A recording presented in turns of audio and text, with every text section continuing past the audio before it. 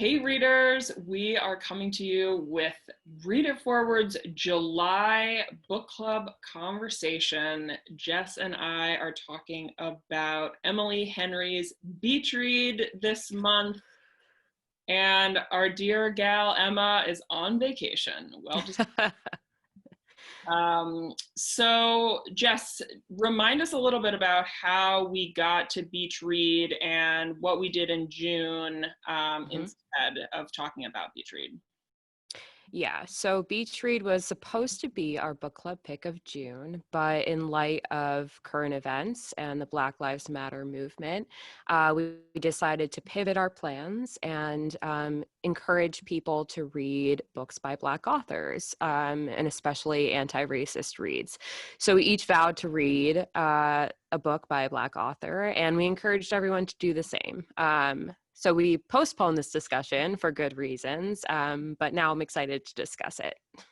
Yeah, so I just got back from vacation. I read this book on vacation as I was near the water, and it felt very apropos to read it on vacation. This book, of course, takes place in the summer by the water on the shores of Lake Michigan. Did this book put you in a summer spirit? Absolutely. So I read it in May, and I was still like in my house 24/7. I mean, I still kind of am. So it had me longing to like be by a beach, which was it was nice. I love the beach, and it kind of took me away like to a different place. So what surprised me about this book is I was not expecting it to be such a romance. I just went Yeah. in like thinking it might be more fiction, but it definitely feels like a romance. It feels like a perfect crossover of the two. Yeah. You know what you were going to get, or was Beach Read a surprise to you? No, Beach Read was such a surprise. I actually kind of was the opposite. I expected just pure romance. I was like, this is going to be a very cheesy, which it kind of was, but like just super cheesy romance. And based on the cover, I was like, oh, they're going to be on the beach, and that's where they're going to meet, and they're going to read on the beach. And that wasn't it at all, really. Like they were in beach houses, but they actually didn't spend much time on the beach. And I wasn't expecting the kind of more serious elements in the book. So that took me by surprise, for sure. Yeah, so I guess I came in thinking it was just fiction and thought it was a little more sexy, and you came in Yeah. thinking it was just romance and got a little Yeah. more gravitas. And I love books that surprise us like that. I love it. I love it. Someone actually said the cover really, they felt it didn't fit the story, which is interesting. I think I would have to agree. It takes you by surprise. It does. I do think the cover, there's a lot more to the book than the cover would convey. Yes, Uh, absolutely. yeah, and so I feel like talking about sort of what genre this book fits into feels like our main character, January Andrews. I love her name also. I It's know, it's perfect. so Yeah. fun.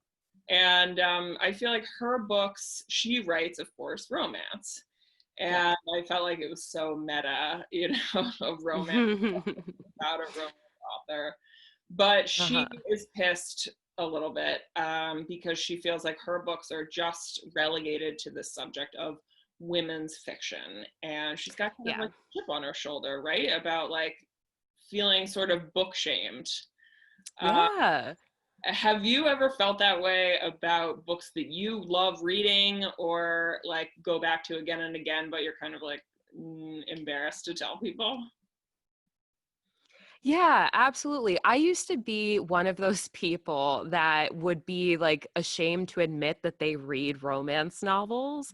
And I think that's because there is a very real thing of like some people kind of shaming other people for reading like these lighter romantic reads. And now I like scream it to the world. I'm like, oh my God, did you read this book?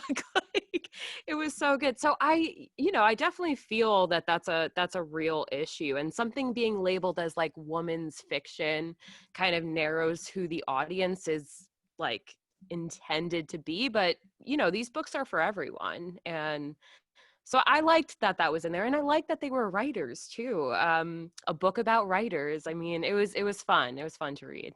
Yeah, I mean, this whole thing really springs out because they've got writer's block. Did Yes. you think that that was relatable for like the average person? Could you sort of like feel what they were feeling, or was it sort of like, I don't know what this feels like?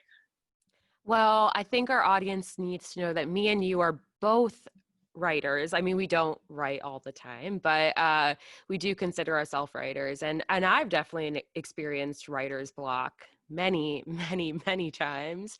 Um, and it is a very frustrating thing. And it's something that's not a shared feeling that everyone always has. You have to be a writer to get it. And so I think they were able to bond so much over it because they were both writers experiencing thing, and they happened to be in the same place at the same time, which was very convenient. But I found it to be relatable. Yeah. What about you? Well, I do feel like everyone gets what it's like to feel stuck in something. Yes, absolutely. So, like, whether or not you're writing or you're like trying to lose weight, or you have a goal that you're trying Yeah. to achieve, like, I think that feeling of feeling stuck is really relatable. And I Yes. like their method of like, let's try to write like the other one and Different books. see if Yeah. that one sticks us.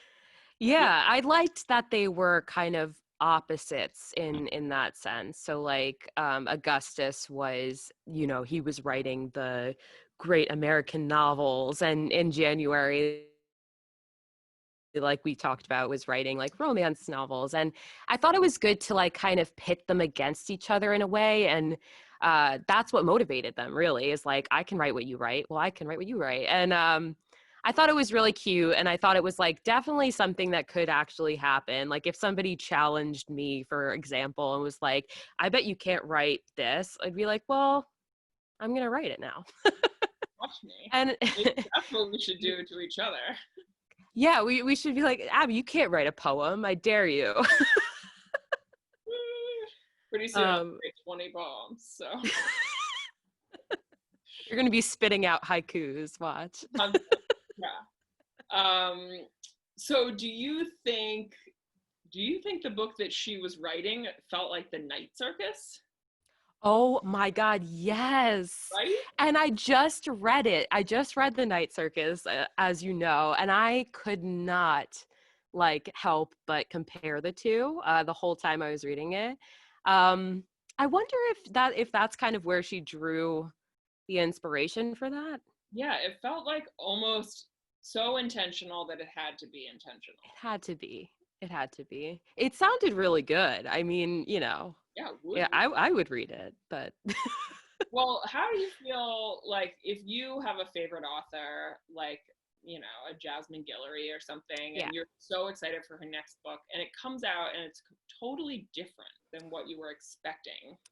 yeah. How would you feel about that? Like, what do you think? I was all about like, oh, get out of your comfort zone, get out of your box, writers. But then as a fan, as a reader, I'm not sure I would be so psyched. But maybe you are. Maybe that's the moral of the story. How do you think you would react?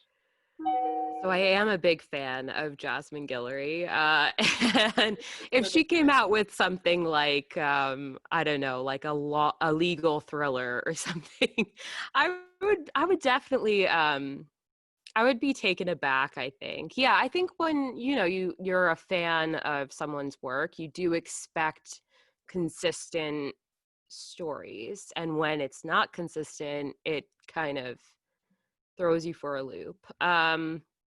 But I would still probably read it because that's just who I am. I would be so curious that I wouldn't be able to stay Totally. away.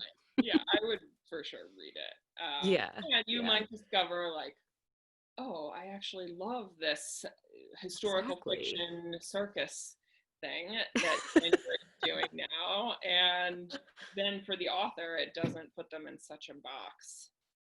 Yeah. And you know what? I feel like that's another, I feel like she captured very real things. And I think writers are often put in a box. And readers too. It's like, if you like romance, you're a romance reader, but that's not necessarily true. I feel like we always love to put people in boxes, and it's just like, just let everybody Let's breathe, be.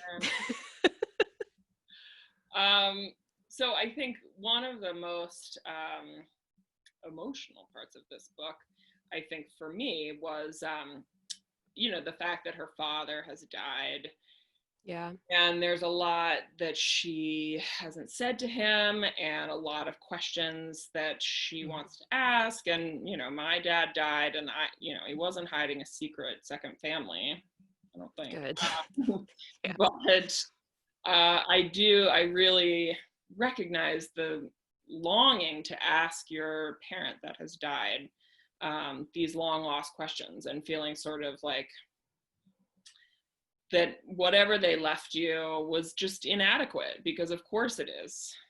So Yeah. I really resonated with that part. But I wanted to ask you, do you think she should forgive her dad? Yeah. I mean, That's the I can't relate. Yeah. Yeah. I can't relate to that, obviously. And so I'm speaking purely hypothetically. Um, but I think that you don't gain anything from holding on to negative feelings, especially towards loved ones who have passed. And so there's really nothing to gain from not forgiving that person. And I did like that her father left her letters for each like birthday, and I mean that was so emotional. I was sobbing sobbing. But it was clear that he loved her, like he loved her probably more than anything, from the way he talked about her. And, everybody makes mistakes. But actually I just finished this book called Just Mercy. And one line that I love from it is that like, everyone is not their worst mistake. And so I think that's something to carry into like life and everything. And so, again, hypothetically speaking, I think like I would forgive someone if they did that. But Yeah, I mean, I was told once that like resentment, or having a resentment against someone, is like you drinking poison and waiting for the other yes. person to die. Like Yep. it's just gonna rot you from the inside out. Yeah. And I think that one of the main takeaways from this book is that our parents are people who make Yeah. mistakes. And that when we expect our parents to be perfect, we get disappointed. And I think Yep. when she reads the letters, it becomes so much more nuanced than my dad had a secret second family and he was cheating on Yep. my mom, which he did do. But Right. you think when we can see the gray parts, it's Yes. much more than black and white. Yeah, the context really puts everything in perspective. And I did like that was a part of the plot, because it seemed like January did have the perfect parents, really. And I like how Gus kind of contrasts that too, because he had a very abusive father. And he was really like raised by his mom and his aunt, who I loved. Um, and so I like how I think the author was Emily Henry was trying to like convey something, that people aren't perfect, and like, you can grow up in very different ways, but ultimately turn out to be, like a flawed but good human. So I love that. So we've got Augustus, we've got January. They are next door neighbors. Yes. We've got a lot of romance tropes in this book, Yeah.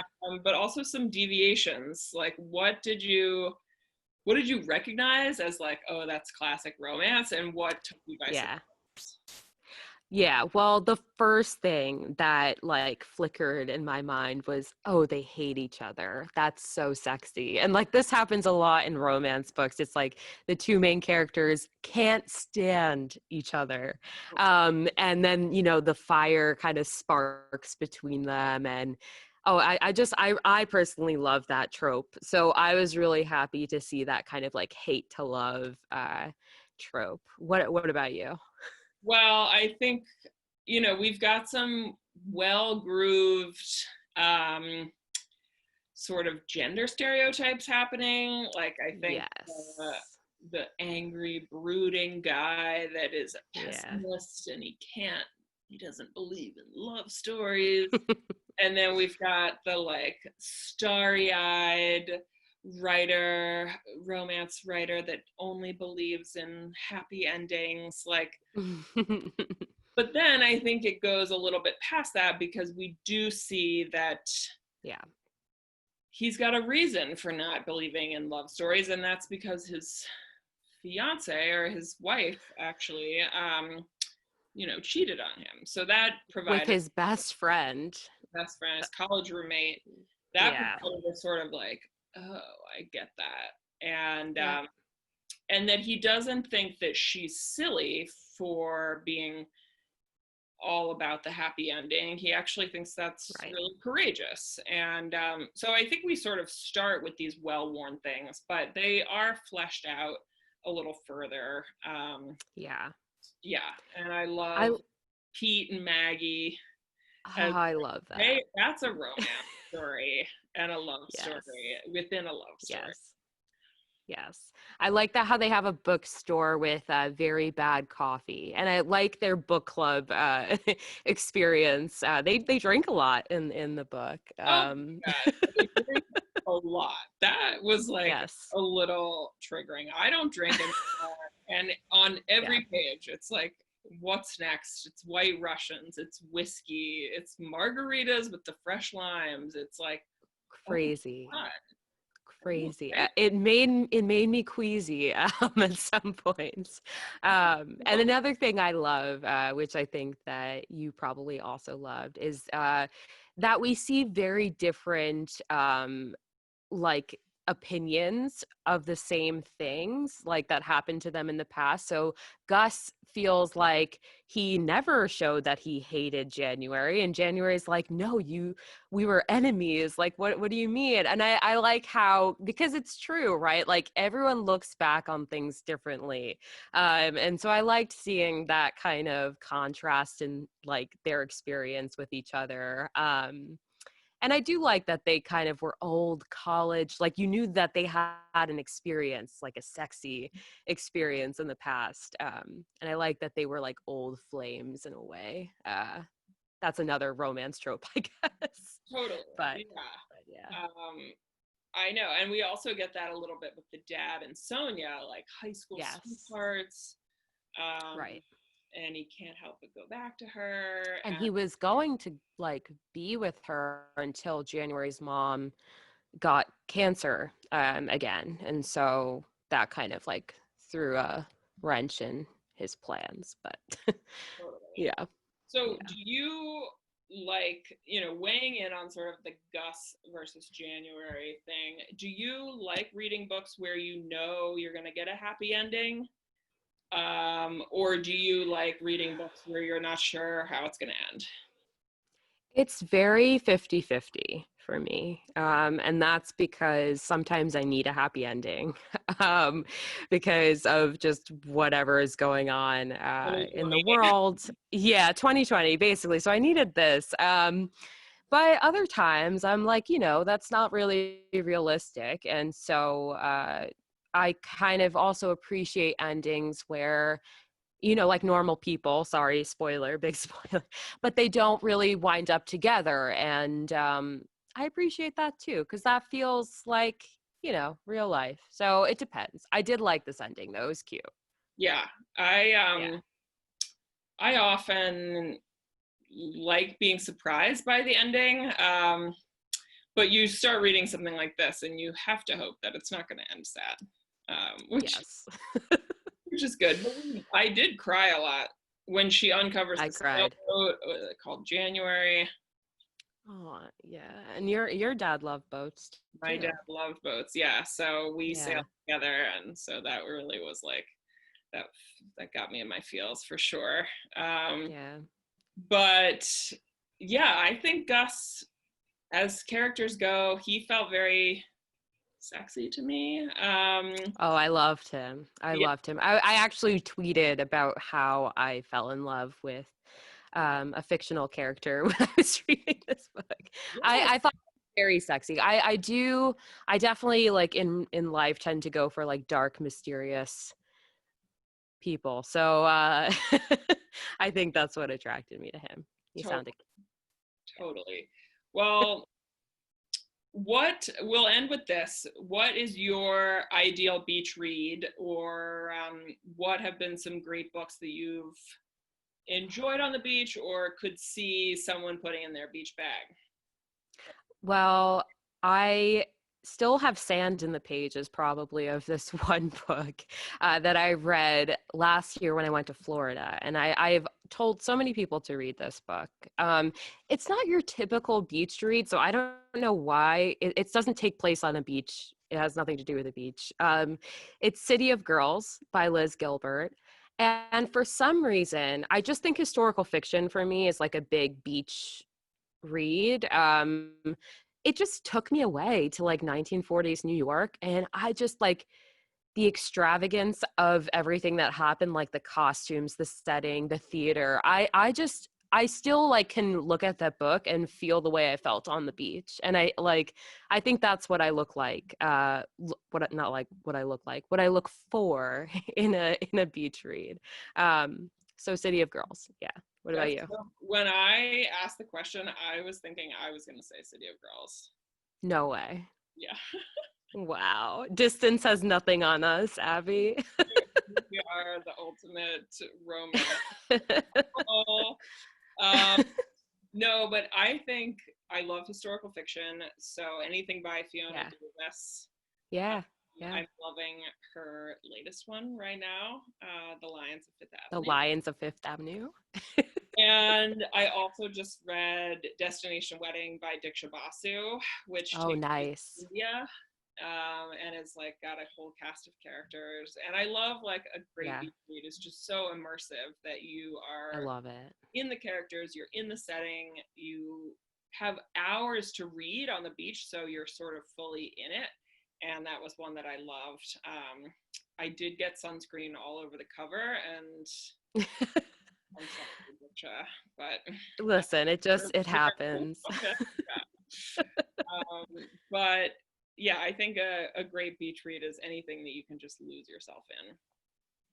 Yeah, So, I agree. well, it's so good, Jess, to start with book club back up in July. I I'm know. excited for our August pick. Me too. Exciting.